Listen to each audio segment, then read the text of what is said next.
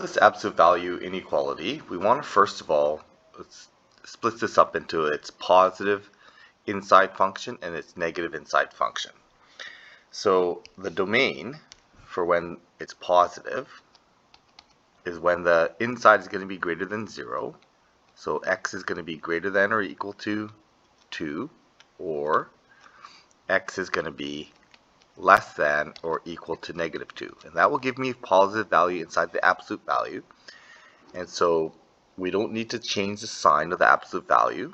And we end up with x squared minus 4 is greater than or equal to 2.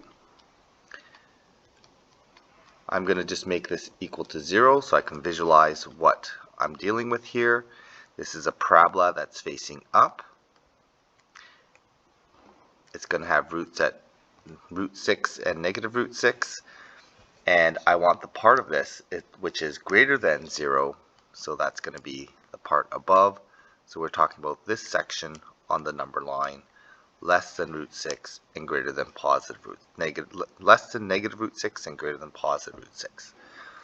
So then solving this equation, we have x squared is greater than root 6. So x is greater than or equal to positive root 6, which I see over here, and x is less than negative root 6, which is this portion here. Okay, we also need to solve for the negative version of this. So when I have the negative version, I'll do this in a different color. The negative version of this equation is going to be negative x squared minus 4 is greater than or equal to 2. Okay, so this is the domain. The domain would be when x is between negative 2 and positive 2. So the domain is, that'll give us a negative value, which means we need to flip it to make it bigger than 2, and then I can solve this equation. I'm just going to get rid of the brackets first. So x squared plus 4 is greater than or equal to 2. I can make this equal to 0. So negative x squared plus 2 is greater than or equal to 0.